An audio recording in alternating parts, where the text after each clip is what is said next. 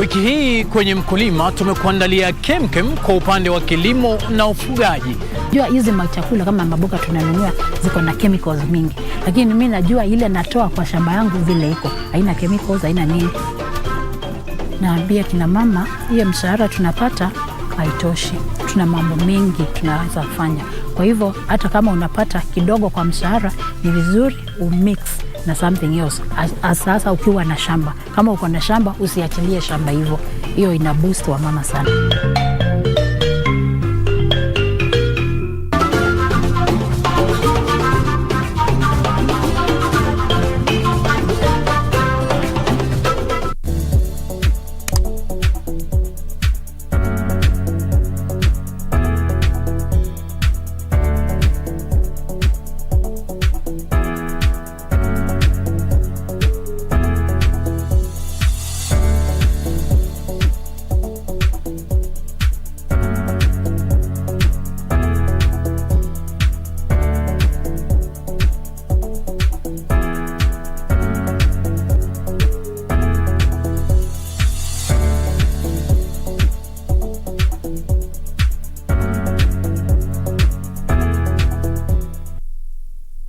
Sitakubali mtu yeyote aingilie katika mipango yangu.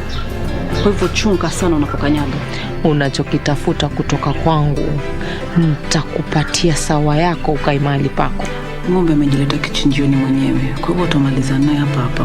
Wewe endelea kuvuruga watu hapo, uone vile nitakufanya. Nitakufukuza kama mnyama wewe. Kwani tumekugutosha? Mimi tumekugutosha ntipeni. Mirasiketi. Natamani ningekuwa na muda wa kujadili hilo, lakini sina muda.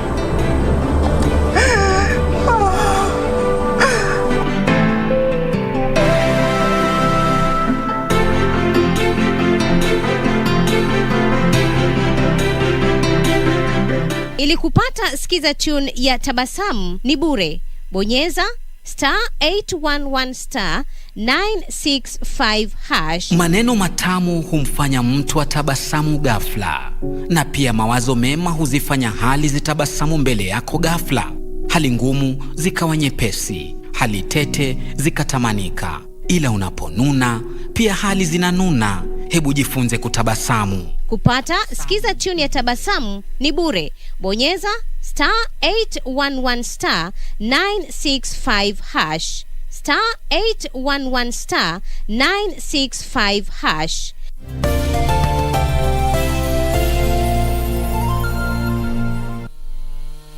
For years without growth of others are complicated cases. For example, you have a case where you have, one area block or a compartment allocated to more than one person. 4 years of excessive growth, and in the middle, 4 years of the ban. 90,000 hectares of trees, mature ones and over-mature ones, are supposed to be harvested. Now you can imagine, that means that this year, 85,000 hectares of trees have not been harvested. If I had a minute with Kiriako Tobito, just say, my friend Ibiko, sit down with professionals and come up with a policy that, takes care of everyone. How will the clogged businesses, clogged forests, be unclogged?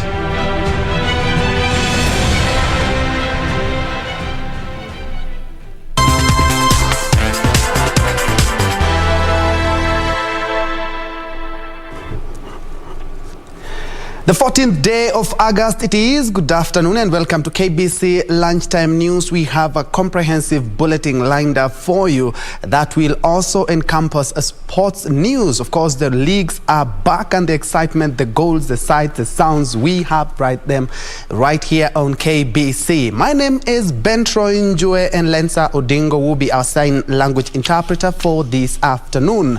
And straight to the news. We begin in Kirinyaga, where Interior Principal Secretary Karanja Kibichu has dismissed the bottom-up economic model advanced by Deputy President William Ruto.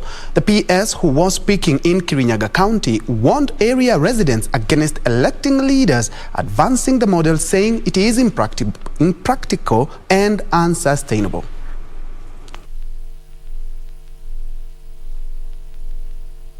Na mtakuja hapa mdanganywa na watu wengi. Wale wanakuja wakiwa promise. Ate unaambiwa upande mahindi ile stock yake hata itakuwa dhahabu. Hiyo stock ya mahindi ndio tunaambiwa. Tunaambiwa maneno yenye hata wewe ukifikiria hai make sense. Na ndio sisi leo tukaamua tukiwa ile kamati yetu ya National Development Implementation Technical Committee, wacha kwanza tuende ndio tuanze kuona ni vipi hii economy tunaanza kukua hustled nayo saa yote. Economy ni vipi tunaweza itengeneza. Snakebite, motorbike accident and illicit brew have been cited as the major cause of disabilities in Baringo County. Area Governor Stanley Kiptoo saying Tiaty Sub-County has the highest number of people with disabilities, with over 5,000 cases mainly attributed to snake bites. The number of people living with disabilities owing to amputation following bites from venomous snakes is increasing at an alarming rate. He noted the county has started a research center in Baringo that will help reduce the number of those becoming disabled occasioned by snake bites. Sehemu ya Baringo North chini, sehemu ya Baringo South sehemu nyingine, na hata sehemu nyingi hapa Baringo Central ni nyoka.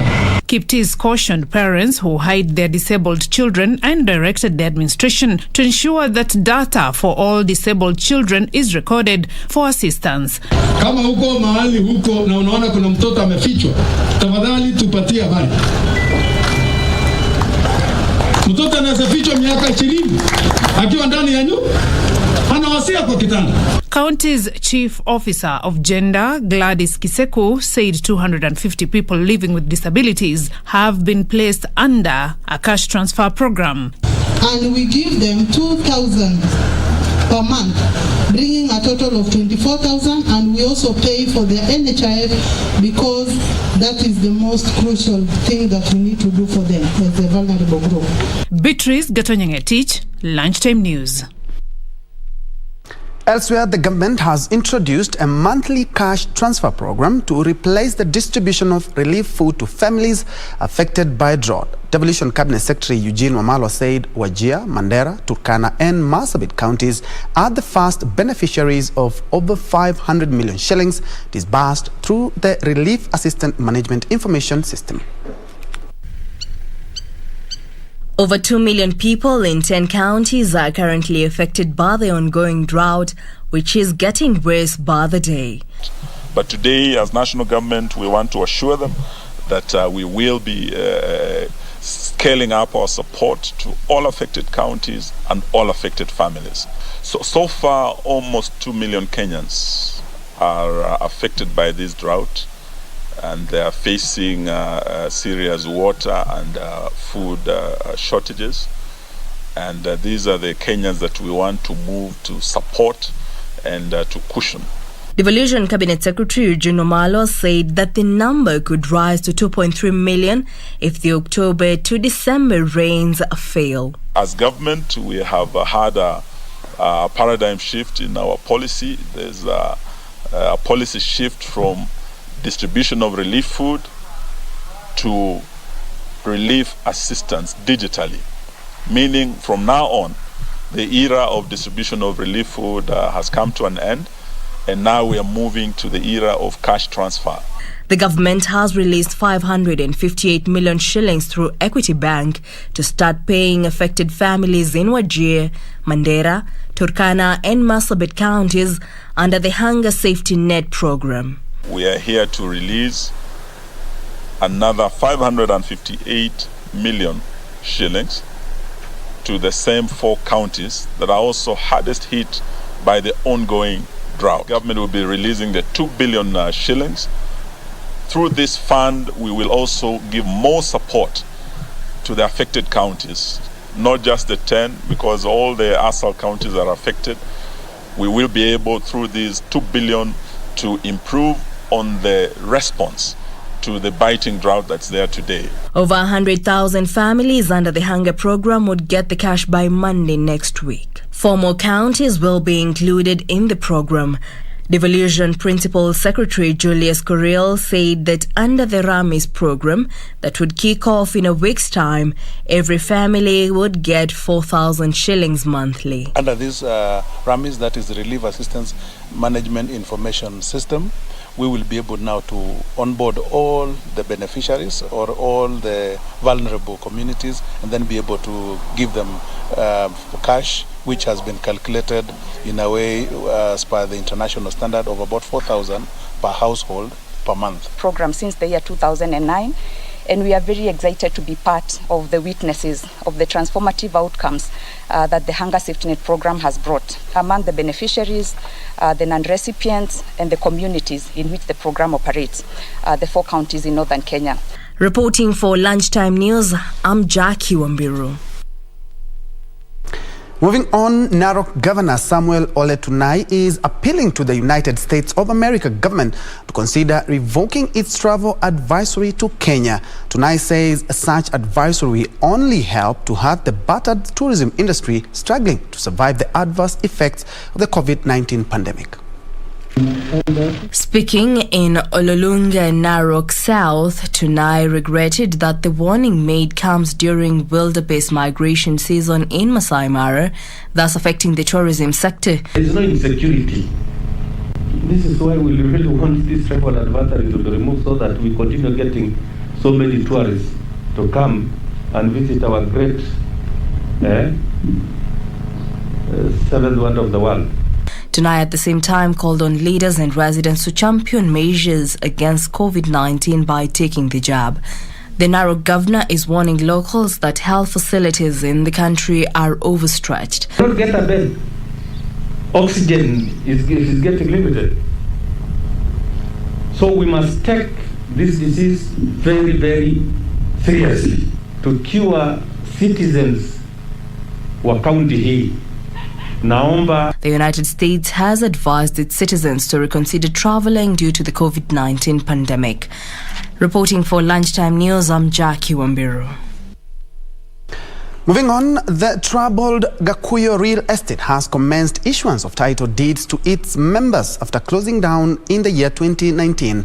Over 500 members who had invested in the company have received their titles, with the company saying it is fulfilling its pledge to its investors.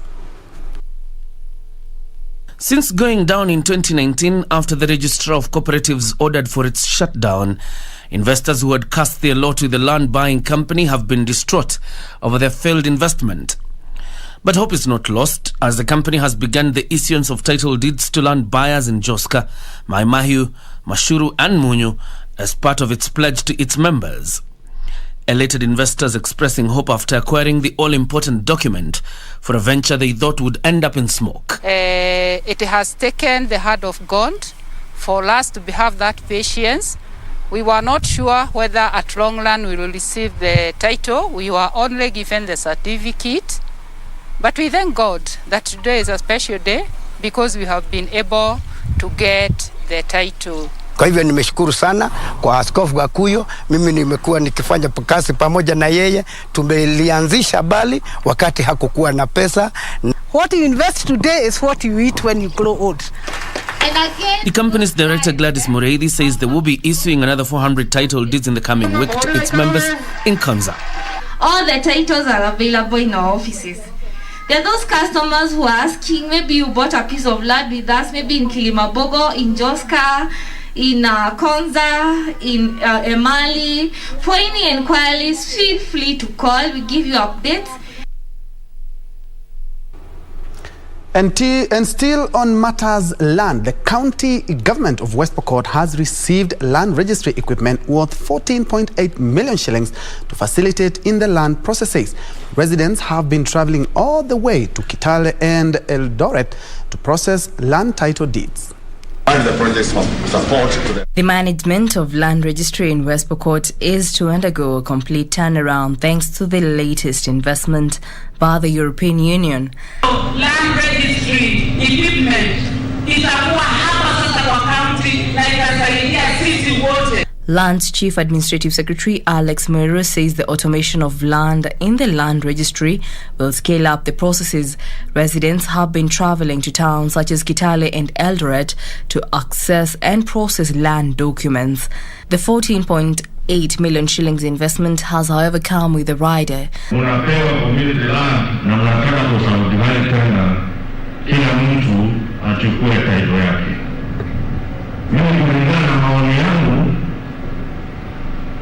na pengine ile tunaweza kuwapatia si vizuri kusubdivide namna hiyo, kwa sababu keshowe hata ng'ombe za mwenzako ama zako zitakosa pahali pa kukula. County land officials are also being warned against surveying and adjudicating land at night, an authority which has often led to wrangles in the region. Area Governor John Lonyangapuo raised concern over the rate at which locals are losing parcels of land through dubious means by depositing land titles in exchange of soft loans.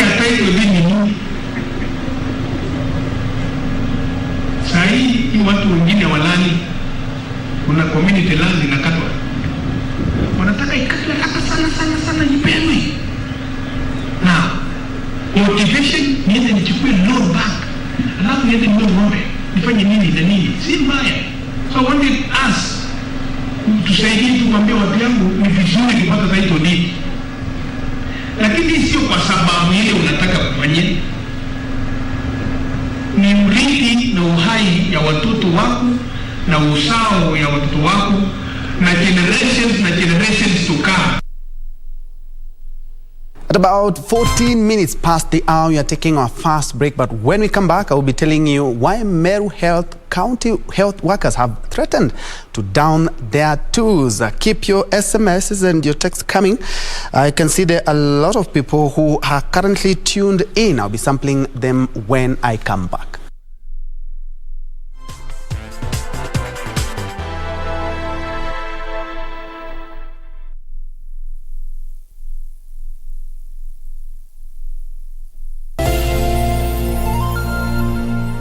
For more than 40 years, Kenya's first private university, the University of Eastern Africa, Baraton, has been educating and creating highly capable individuals for the service of God and humanity. We invite applicants for our September 2021 intake in various postgraduate and undergraduate degree programs in business studies, humanities, education, health sciences and nursing, engineering and other programs. We offer high blended learning in both physical and online models. Baraton University prides itself as an education center with high level of discipline anchored in Christian principles. The University of Eastern Africa, Baraton, a chartered Seventh-day Adventist Church institution of higher learning.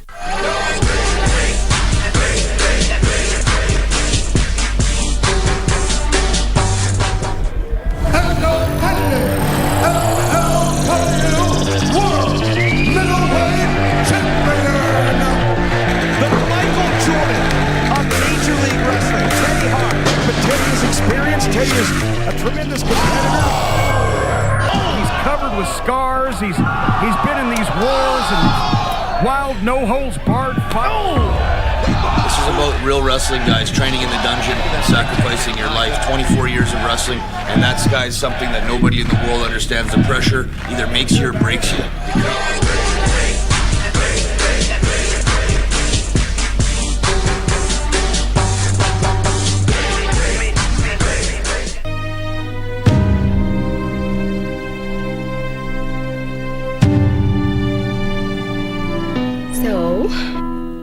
I have your passport and your ticket. You're leaving tonight. Where are we going? Lavington. Nilikuwa nimekamkuuliza ile burungu. Lakini si unajua kuendagi hivyo. Ulikuwa na askari? Toa hiyo ring. Wacha nani na yeye? Yuko nani na? Tutuzeni wakati. Piga hiyo kitu. Piga!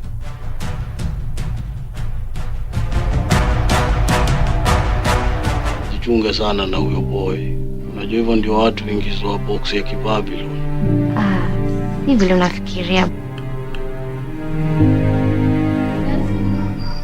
Tumetoka worlds tofauti sana. You don't know who I am, you don't know what I do.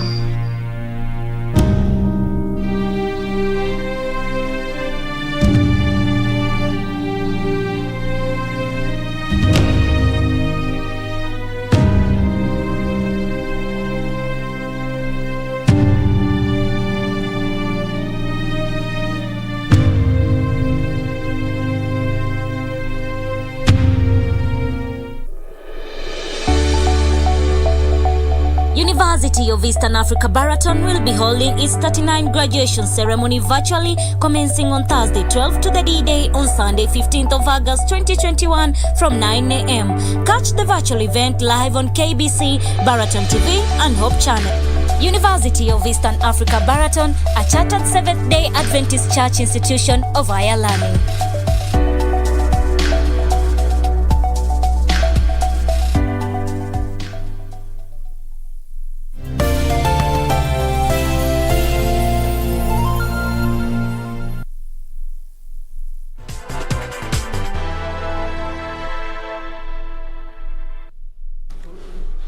Welcome back and thanks for keeping it KBC. Well, moving on, health workers in Meru County have threatened to go on strike unless the county government pays their salary arrears.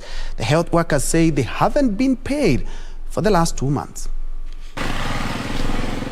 The healthcare workers have faulted the Meru County government of doing little to take care of their welfare. There is no fulfillment of agreements which are done.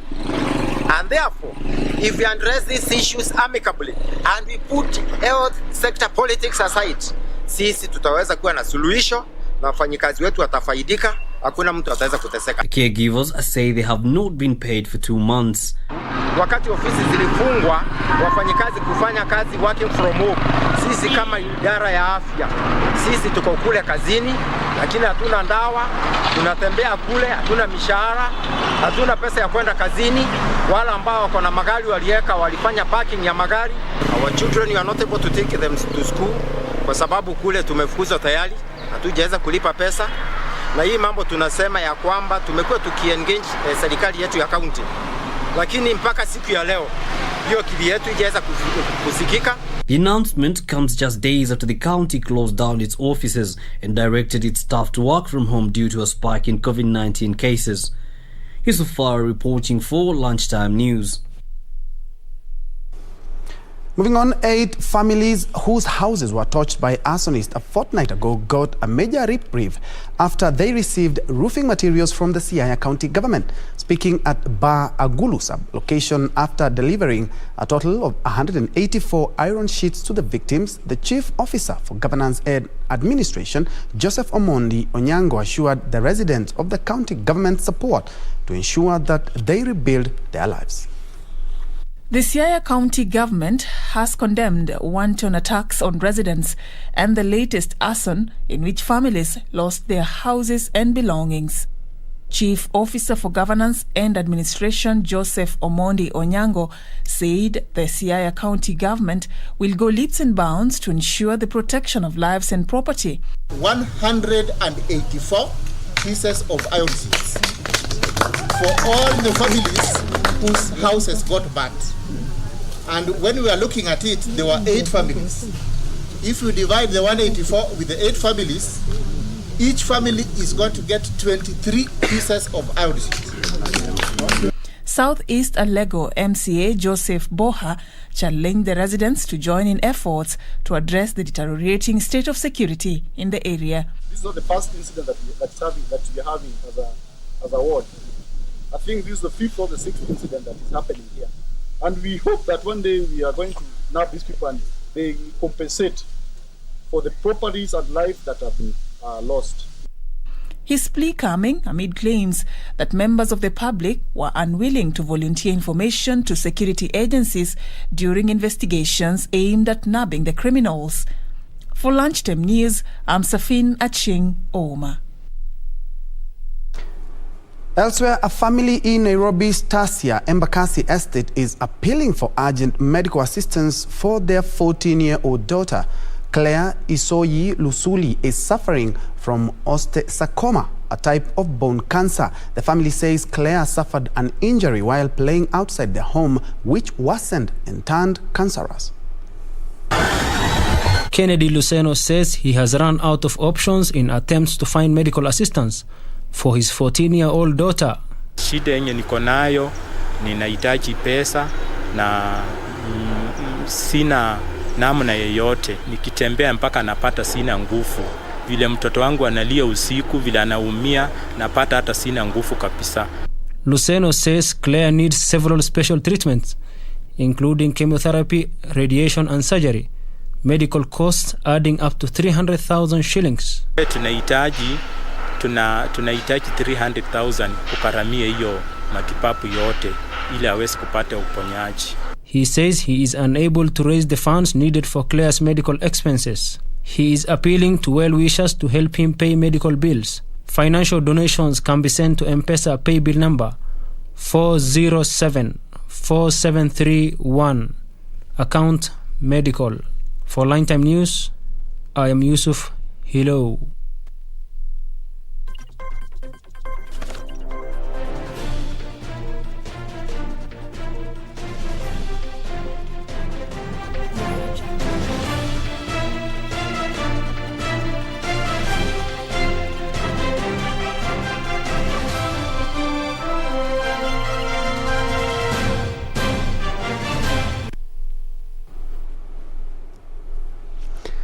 In sports, Kenya Broadcasting Corporation Managing Director Naim Bilal has today flagged off the Great Africa Cycling Team, which enters their 12th day of the 55-day cycling along the East African countries. The cyclists will be heading to Naivasha, Molo and Eldoret before crossing the border to the country of Uganda.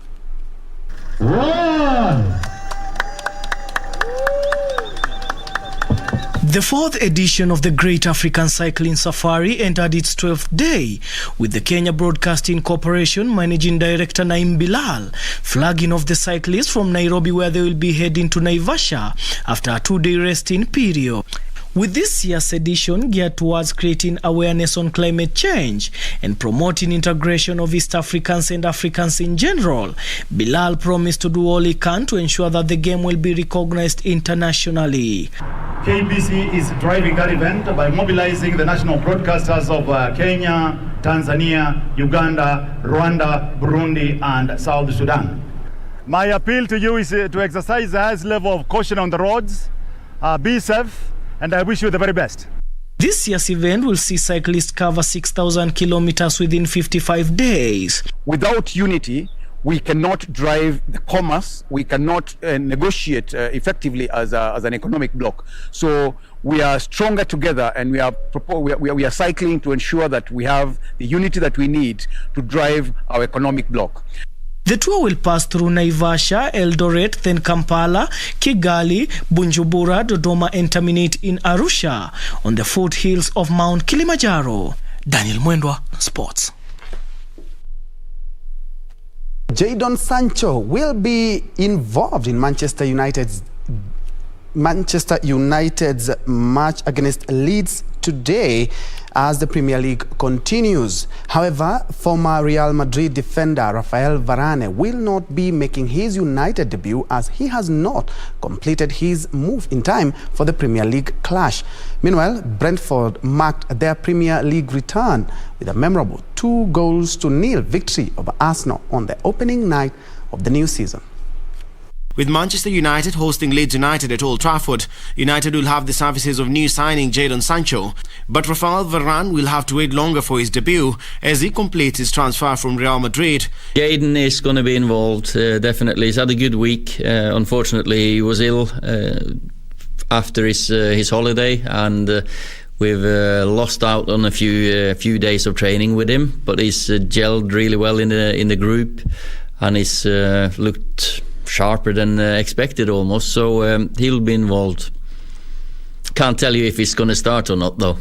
United manager Ole Gunnar Solskjaer says he is still missing a few players through injury and COVID, with Jesse Lingard absent for last weekend's friendly against Everton after testing positive. Important thing is what I expect from my team. The opposition you can prepare for, but for us it's about ourselves. We've had a pre-season, a good pre-season. The last couple of weeks have been really good with everyone back in, and even though we're still missing a few players through injury and COVID, we're still feeling confident and ready for the game. New signing Junior Firpo is fit to make his Premier League debut for Leeds United. After shaking off a knock suffered during pre-season, the 24-year-old ex-Barcelona player could start at left-back. with Robin Koch and Liam Cooper expected to play together in central defence, as Diego Llorente remains sidelined with a leg problem. Midfielder Jamie Shackleton, who suffered a concussion in pre-season, has also been past fit.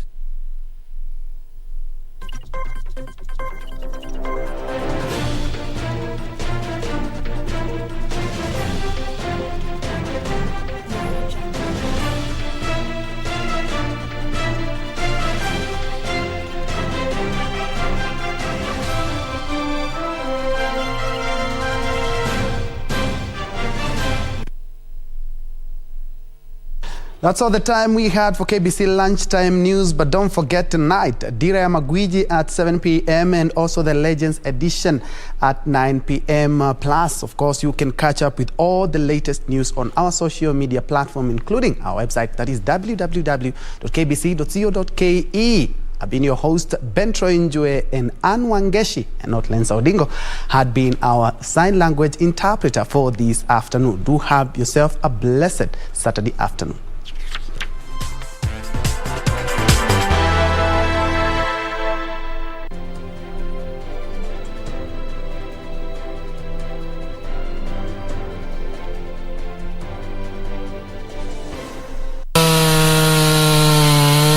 For years without growth. Of others are complicated cases. For example, you have a case where you have, one area block or a compartment allocated to more than one person. For years of excessive growth. And in the middle, 4 years of the ban. 90,000 hectares of trees, mature ones and over-mature ones, are supposed to be harvested. Now you can imagine, that means that this year, 85,000 hectares of trees have not been harvested. If I had a minute with Kiriako Tobito, just say, my friend Kibiko, sit down with professionals and come up with a policy that, takes care of everyone. How will the clogged businesses, clogged forests, be unclogged?